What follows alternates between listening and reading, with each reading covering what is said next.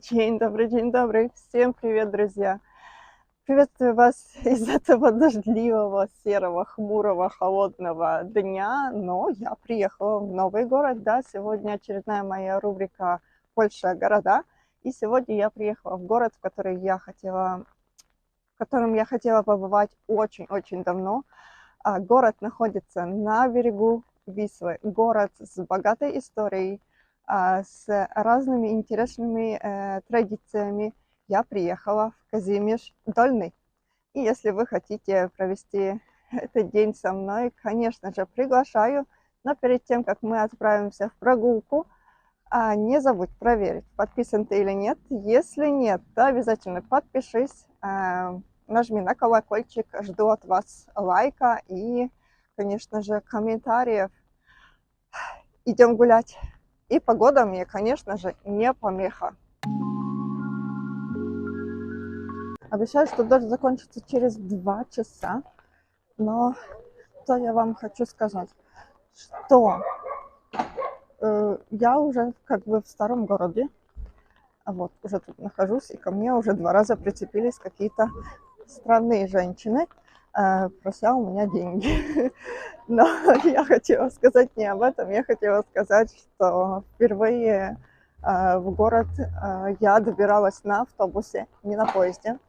Дело в том, что прямого автобуса, тут, конечно, вот вид старого города, но зонтик я не опущу.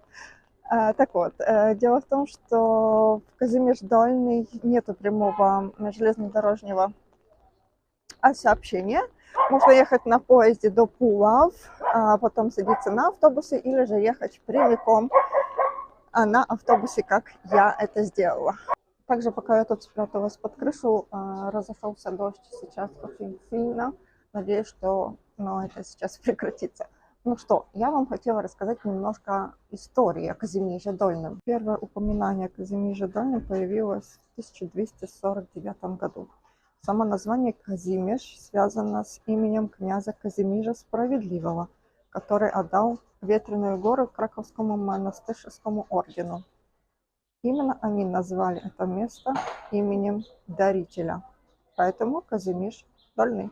Расскажу вам немного интересных фактов о Казимиже Дольном. В населенном пункте запрещено строить новые здания, а реконструкцию старых зданий и строений необходимо согласовать с органами власти.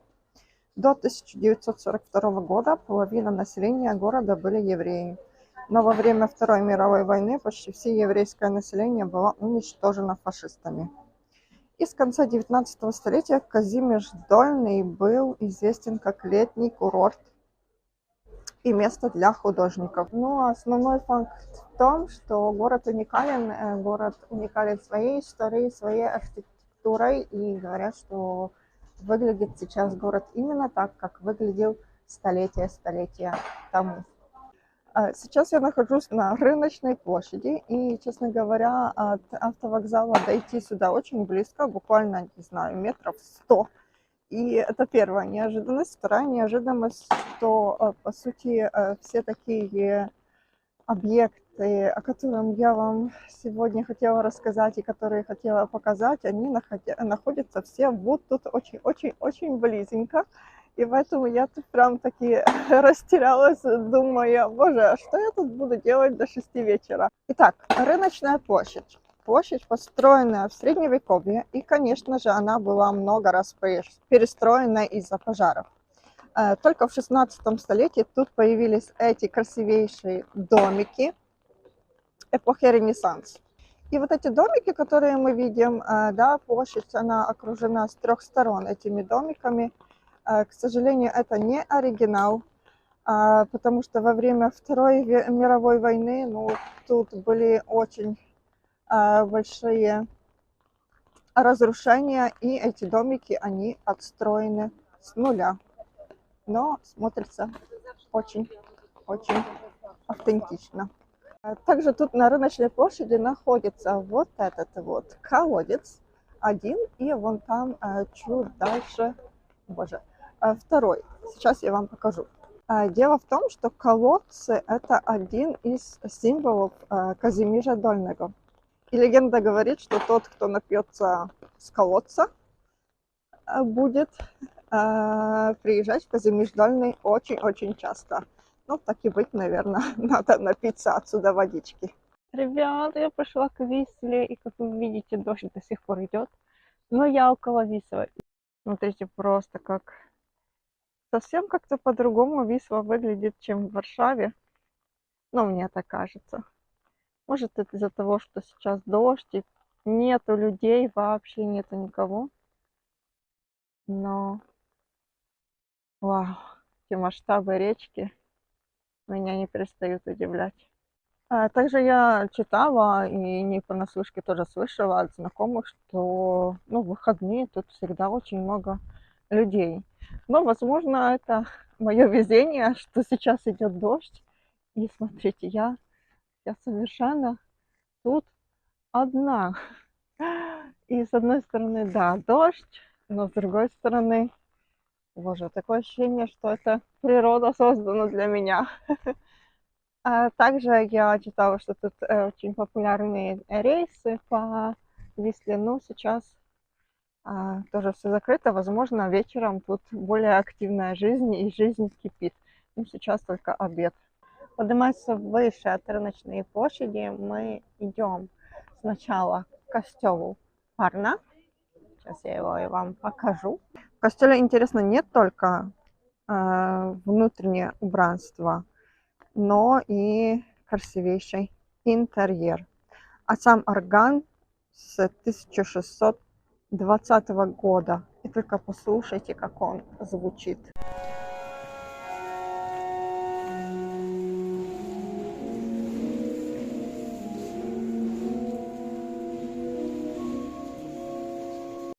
Ну а от костела, вот там за моей спиной костел, мы поднимаемся еще выше, потому что нас ждет замок и также замковая башня. Пошли наверх. Замок был возведен около середины XIV века Казимиром Великим для защиты города. Крепость была построена на холме высотой 180 метров. Первоначально она имела форму овала и была окружена двухметровыми стенами. Высота защитного здания достигала 20 метров, а оборонительные стены имели толщину в 4 метра. В 1655 году крепость была захвачена и сожжена шведами. Сейчас в этот замок может попасть каждый. Друзья, я в замке. Оказывается, что вход платный, цена 12 злотых. Совсем-таки нормальная цена, как по мне. Внутри сделано вот такое небольшое какое-то пространство. Я так понимаю, что это уже все отреставрировано, что это не оригинал. Но все равно можно подойти к той дальней стене и еще заглянуть, что там внизу. Вот я как раз была там наверху. Я сейчас спустилась вниз. Вот я спустилась, и оказывается, тут еще ниже есть какие-то пути. Я уже говорила, ступени это все. Думаю, что достроено. Но вот этот фундамент, возможно, и оригинал. Вау, как страшно как-то туда идти. Но иду. Зато дождь тут не капает. Единственный позитив. Ну и да, я думаю, что если эту комнатку нам оставили для показа, значит, в этой комнатке есть оригинальная кладка. Смотрите, какая толщина стен. Вы видите это? Вау. Что за толщина стен? Вот начало, и вот аж сюда. Говорили, что 4 метра. Не соврали. Ну и там за кустами вид на Вислу. Ребят, на самом замке сделана обалденная смотровая площадка. Просто посмотрите, какой вид отсюда открывается. Вот она, красавица Висла. Ну и вот развалины самого замка. Но за эту смотровую площадку, конечно, отдельное спасибо.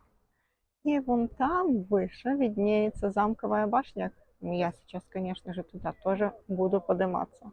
Если говорить о этой башне, она построена на рубеже. Вон там эта башня. Она построена на рубеже 13 и 14 столетия. Высота ее 19 метров. И основная ее функция – это обзорный пункт. На башне расположена смотровая площадка, как я уже говорила, я туда иду. Ребят, пока я поднимаюсь, оказывается, что цена 12 злотых – это и в замок, и в башню. Так что 12 злотых, что это есть?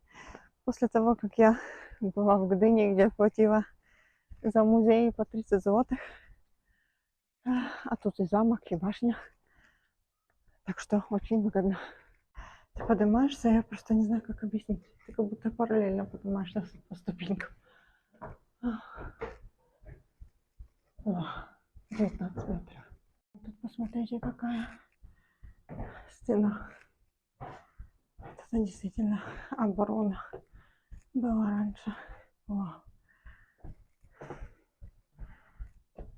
Какой прекрасный уже вид на эти стены. Уже 4 метра. И как раньше могли разваливать такие стены, такие замки с таким укреплением? Не понимаю. Еще чуть-чуть. И когда мы выходим, нас приветствует вот такой красивейший вид. Тут даже нам подписано, что в этой стороне Пулавы. Вон там, наверное, где труба. Там Пулавы. Ну, очень красиво.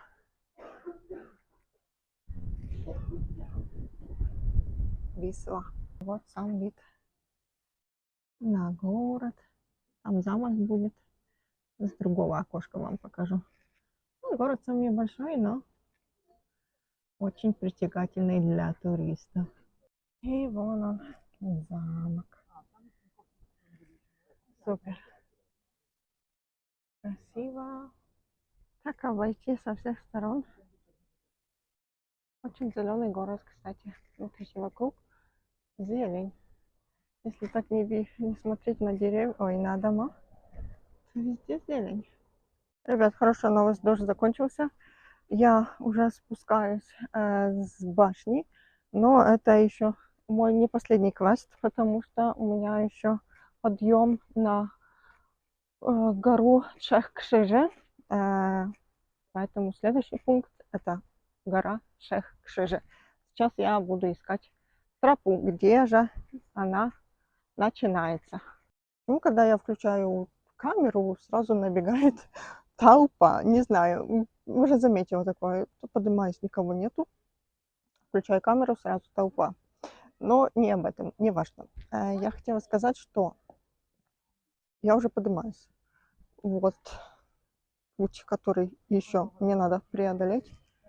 Вон там путь, который я уже преодолела. Но вход на эту башню тоже платный. Цена 6 злотых. Говорят, что наверху будет там касса какая-то. И также говорят, что на эту башню, ну, действительно, не на башню, на эту гору действительно стоит подниматься, потому что мы увидим город Казимир Дольный совсем с другой перспективы. С этой горы открывается самая лучшая панорама на город. И гора высотой 90 метров. 3 креста установлены тут в 1708 году в память чудотворного оздоровления жителей города от холеры, которая бушевала тут в начале 18 столетия. Крайние кресты высотой 7,5 метров, посередине 8,5. Каждый из них весит около полтонны. Вот вам другая перспектива. Отсюда открывается вид на рыночную площадь. Я уже было хотела сказать, что вид такой же самый, как с замка, как с башни. Но нет, оттуда не видно рынок. А тут и рынок как на ладони. Красиво. Друзья, я спустилась с гор. Дождь закончился, и город совсем по-другому выглядит. Я сейчас опять нахожусь на рыночной площади и хотела вам рассказать об этом доме. И это каменица Шибилов. На самом деле тут два дома. И эти два дома раньше принадлежали братьям Шибилов. Один называют под святым Николаем, другой под святым Кшиштофом. Сами здания построены в начале 17 века в стиле итальянского и голландского возрождения. На самом деле дома состоят всего лишь из 2 этажей, но за счет такой интересной архитектуры дома выглядят очень высокие, ну, выглядят выше, чем двухэтажные. Еще один очень верный символ этого города – это пес Верникс, и у него даже есть своя история. И это памятник сделан по прототипу реального пса, который жил тут, в Казимеже Дольном. Даже сделан один в один так, как он раньше выглядел. Единственное, он чуть-чуть повыше. Ну а так все его черты, взгляд и позу сидения все передал скульптор. Я хотела еще рассказать о символе города, очень популярном символе этого города. За ним скрывается легенда, история, не знаю, реальные события. Но этот символ – это когут казимирский. Как вы видите, я уже когута, петуха себе купила. И сейчас вам расскажу, почему везде в городе появляются вот такие таблички, продаются когуты. Когут казимирский, везде картинки петухов, магнитики с петухами, открытки с петухами, везде виднеются петухи. А оказывается, что за этим стоит легенда. И по легенде сам черт пролетал над Ветряной горой, в месте, где разжигали костры и совершали языческие обряды. Ему так понравилось это место, что он решил тут остаться. Но город рос, на холме был построен монастырь, и черту пришлось изгнать себя в замковый ров. Там он жил тайно и питался петухами. Спустя некоторое время в городе почти исчезли все петухи, но остался один. Но он был очень умен и хитер. Он спрятался в заранее организованной схованке и сидел там. Пока черт ходил по городу, искал этого петуха, пришли монахи в нору к черту, окропили все святой водой, и ничего не оставалось черту, как пришлось ему уходить из этого города. Петух считал себя победителем в этой гонке, и потом на честь этого петуха был устроен парад, где во главе этого парада главенствовал петух. И в память об этом событии, в память о петухе, который фактически спас город, жители начали печь такие дрожжевые булочки в виде петухов. Как я говорила, я булочку купила. Эта булочка стоит 12 злотых. И сейчас я ее попробую. На вид простая, такая очень мягенькая булочка. Дрожжевая. Но обязательно должна быть форма петуха. Что это я ем голову петуха. Очень вкусно. И очень интересная традиция. Такая своеобразная фишечка тоже этого города. Ребят, вот в этом прекрасном месте я буду с вами прощаться. Буду прощаться с Казимиром Дольным. Конечно, этот город идеально для путешествия на один день. Успеть можно все пройти вдоль и поперек, не спеша. Все очень близко, в пешей доступности. Виды тут неимоверные, очень много смотровых площадок, как вы видели. Старый город, своя атмосфера, свои традиции. Чудесный город, который действительно запоминается, у которого есть своя фишка, своя история. Всех приглашаю в Казимир Дольный. Я смотрю, что даже солнце вышло, ну, мне уже через час надо идти на остановку. И так что я еще чуть-чуть тут пройдусь, прогуляюсь, наслажусь видами, посижу еще на старом городе. Приезжайте в Казимир Дольный, приглашаю всех. Ну а я буду с вами прощаться. Увидимся в следующих видео. Пока-пока. Cześć wszystkim.